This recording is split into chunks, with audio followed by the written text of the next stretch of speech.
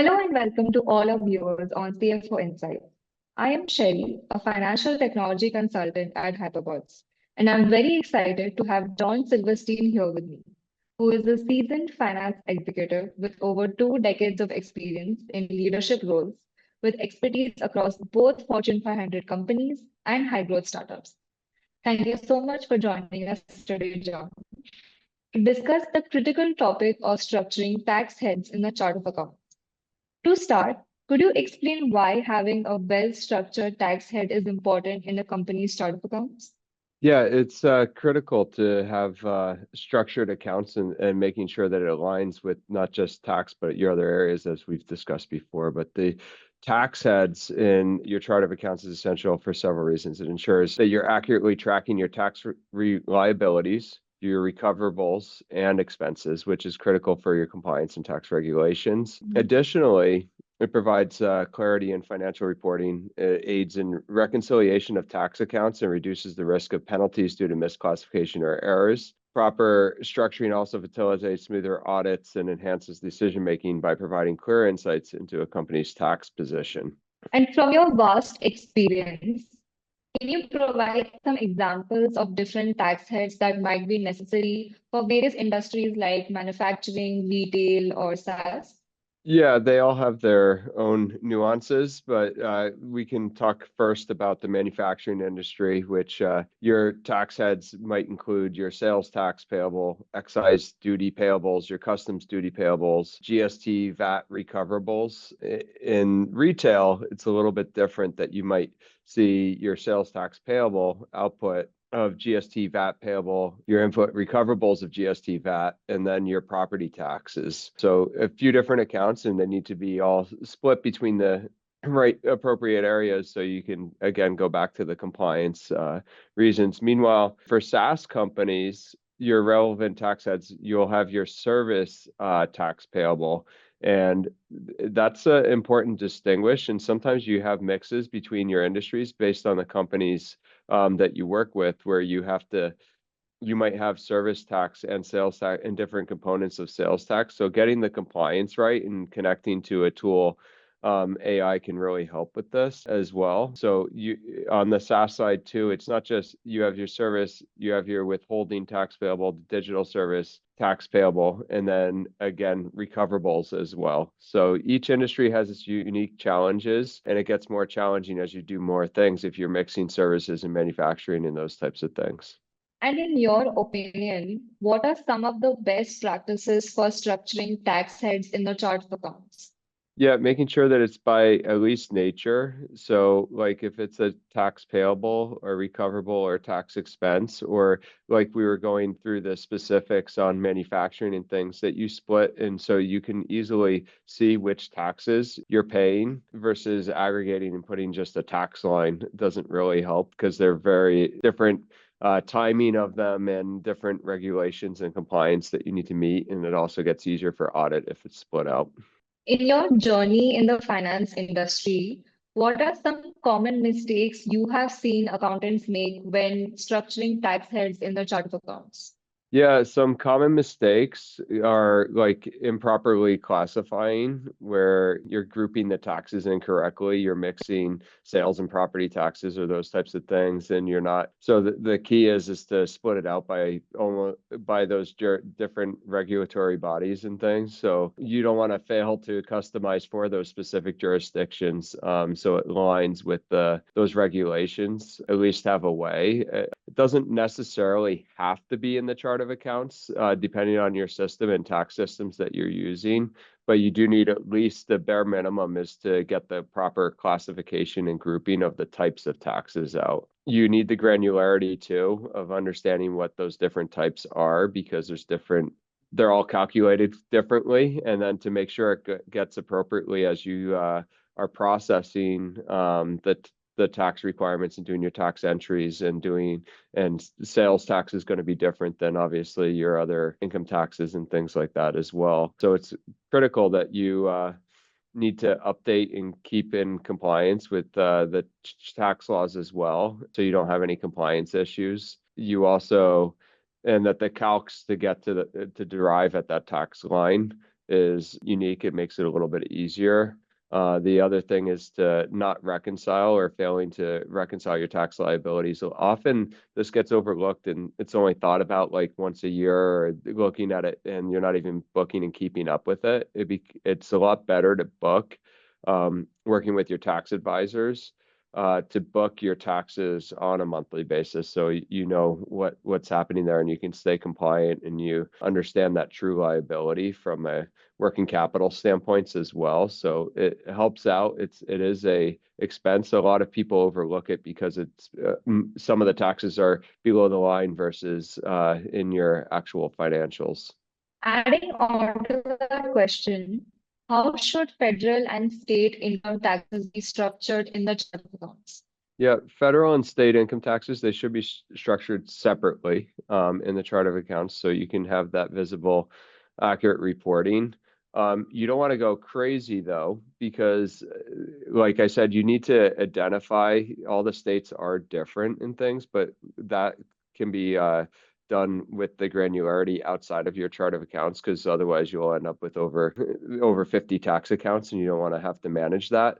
So it's critical that you get to the right granularity and you split the types of taxes, going back to what we talked about earlier, and that you are managing it and looking at it regularly, and that the federal income taxes, state taxes, payables, and for liabilities, and then the expenses for both federal and state are broken out. This separation allows you to at least do the precise tracking for the obligations and payments, and it simplifies your reconciliation of what payments and when you need to make those payments and things like that, because you know when federal's a little bit different than your states as well. Additionally, businesses should have consider having that provision for your deferred tax assets and liabilities. You have both sides on the tax depending on your position and your maturity as an organization and everything as well. And it's going to vary between, again, federal and state levels. So to ensure the compliance and accounting standards to get easy visibility,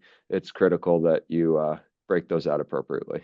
And since AI is transforming the finance landscape, how can AI help manage and improve the tax structure of a company's chart of accounts?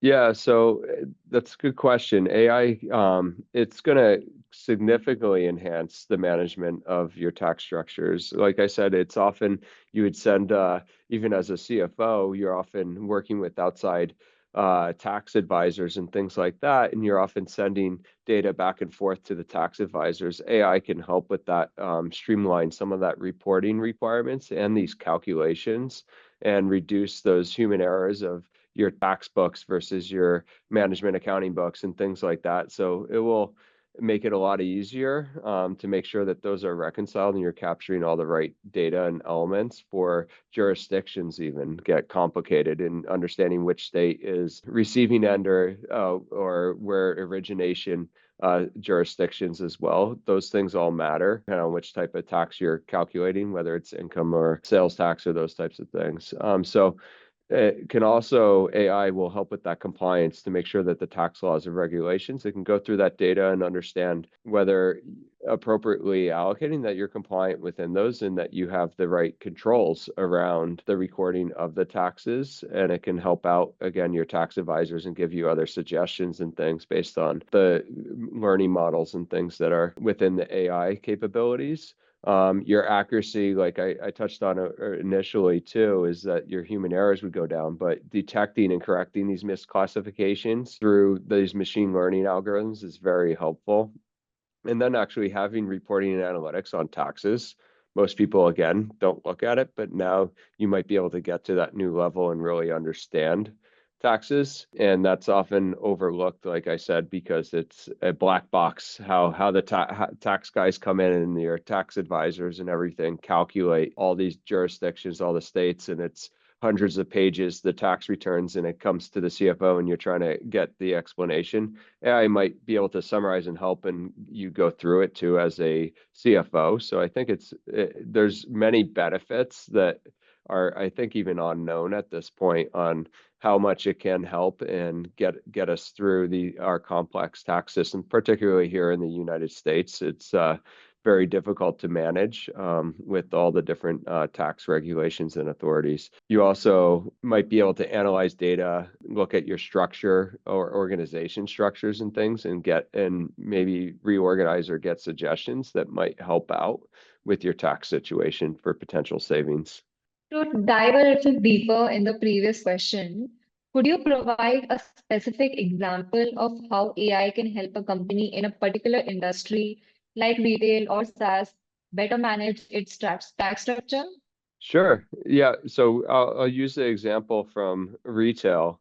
A retail company that's in multiple states, it has the complexities in managing sales tax, each with different rates, rules, and AI can automate the categorization of the transactions for what goods, because even the type of goods, it's not just a one for one, and it's different by every state. Some goods are taxed and some have sales tax across everything, and there's different rates depending on even the type of goods that you're selling. So AI can help categorize the transactions based on the state and sale and apply the correct tax rates, reconcile these sales taxes, and make sure that you're also collecting the sales tax. So that's something from my experience too, is if you don't collect sales tax, how do you recover? And that goes back to, some of the things that you can go into with the AI could help with. And if you have errors, they come in and audit you and all those things, you'll be able to get through that and maybe reduce the tax penalties. A lot of times you're looking and you just expect an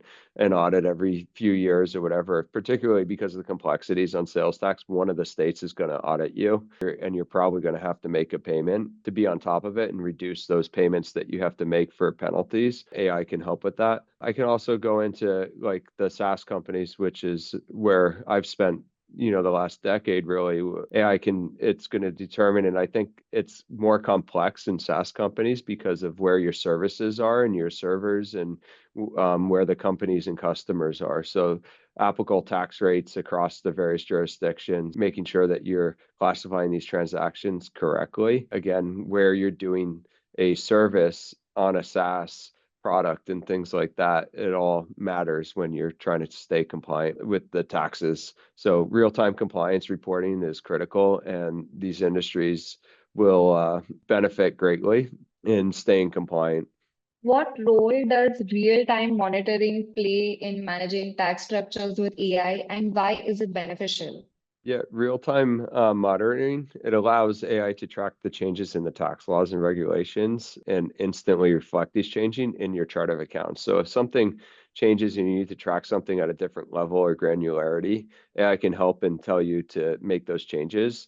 Often what happens, you know ahead of time, and your tax advisors are telling you, hey, this is changing. They walk you through it, and then you're not prepared, and then because taxes are only so often.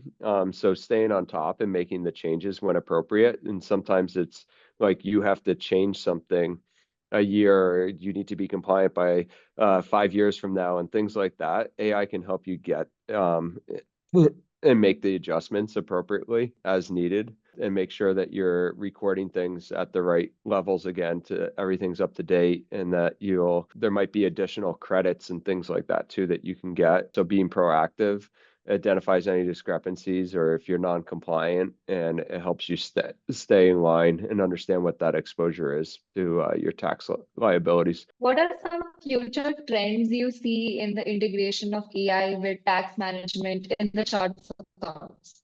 With the shortage of accountants and tax professionals, I think that AI going to be it's a place that everyone, I think, is looking, particularly your tax companies are really trying to figure out how to work with the staff that they have as we have this shortage. So AI is going to play a huge role in that, in automating and optimizing strategies and being predictive, and anticipate any tax exposures that you might have. As it evolves, I think it's going to handle more and more complex in these cross-jurisdiction scenarios. You'll be able to provide companies with more precise and dynamic insights on it as well, to understand, hey, if you do this, or you change structures or jurisdictions or those things, or you even coming up with a proper strategy across your company. Even for some of your smaller companies, it might make sense to do things differently. AI can help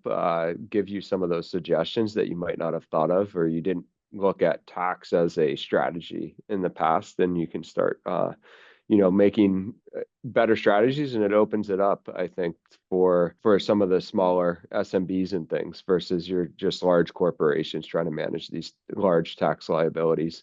It also automates the routine tasks that you need to do from a tax perspective for accountants, like some of the report requirements and changes for tax books and stuff like that. You can plan and decision make. You can come up with I kind of talked about it already, but making sure you enhance and actually have a tax strategy and put governance around it so you can keep it up to date and understand when there's new opportunities or to reduce exposure.